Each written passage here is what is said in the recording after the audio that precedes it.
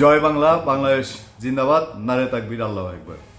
দেখেন, জয় বাংলা, বাংলাদেশ জিন্দাবাদ যদি শব্দের অর্থ বের করেন অথবা নিজের ভেতরে যে অনুভূতি থেকে কথাগুলো বের হয় সেগুলোর তো বেসিক এক, নারে তাকবীর, আল্লাহু আকবার। ঠিক আছে, এটা হয়তো ভাষাগত দিক থেকে অন্য ভাষা হতে পারে, কিন্তু বাংলাদেশে মুসলিম অধ্যুষিত দেশ এবং সেখানে এই জিনিসটা মানুষ ইজিভাবেই নেয়।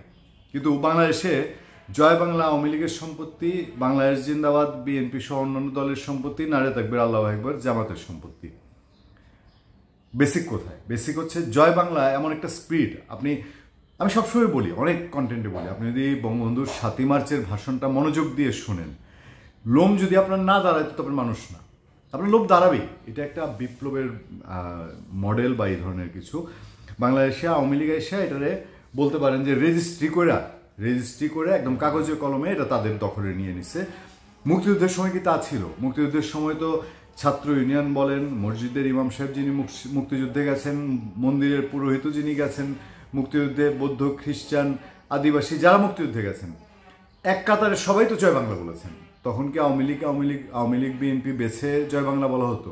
আচ্ছা, বাংলাদেশ জিন্দাবাদ, আপনি একটা অনুষ্ঠানে গিয়ে জিন্দাবাদ বললেই, বিশেষ করে গত 17 বছর আওয়ামী লীগের লোকজন জিন্দাবাদ বললে এই তো খালি বিএনপি বলবে না, বলবে রাজাকারের বংশধর।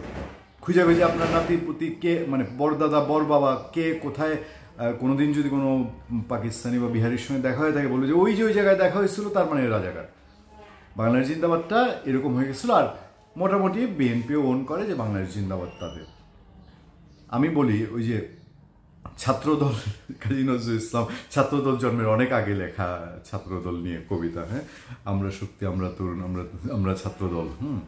তারপরে সুরকার আলাউদ্দিন আলী আপনার তার জীবনদশায় তার সাথে আমার কথা হয়েছে, আমি জানতাম তার খুব আক্ষেপ ছিল। তিনি যে লিখেছিলেন যে প্রথম বাংলাদেশ আমার শেষ বাংলাদেশ, ওইটা তখন বিএনপি কিনে নিছে, এরকম একটা ব্যাপার। কিন্তু এই গানটা তিনি বিএনপির জন্য লিখেন নাই, উনি দেশের টানে লিখেছিলেন, কিন্তু এটা বিএনপির হয়ে গেছে। এখন দলগুলোও আমাদের এরকমই, আওয়ামী লীগ যেরকম জয় বাংলা নিয়েছে, এরকম বাংলাদেশ জিন্দাবাদটাও দলীয় একটা বিএনপি ওন করে নিয়েছে, এটা আমাদের।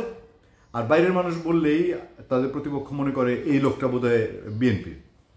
নারে তাকবীর, আল্লাহু আকবার। আসেন, বাংলাদেশের এই যে 13-14 কোটি মুসলিম মানুষ, মুসলিম ধর্মাবলম্বী, তারা কি সবাই জামাতে ইসলামী বা ইসলামী সংগঠন করে নারে তাকবীর, আল্লাহু আকবার বলবে?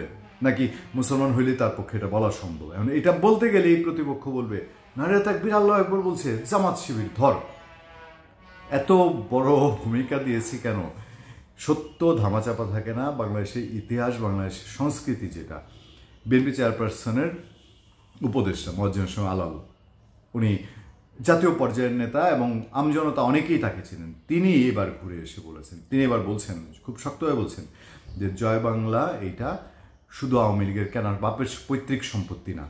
মানে আমরা কথা বলি না, এবার তোর বাপের সম্পত্তি। আওয়ামী লীগ হলে কী হয়েছে? জয় বাংলা কি তাদের বাপের সম্পত্তি না? বাংলাদেশ জিন্দাবাদও বিএনপির কারো বাপের সম্পত্তি না। এইটাই মোয়াজ্জেম হোসেন আলাল বলেছেন যে একটা স্পিরিট, একটা শক্তি। পত্রপত্রিকার রিপোর্ট আছে, আপনারা দেখে নেবেন।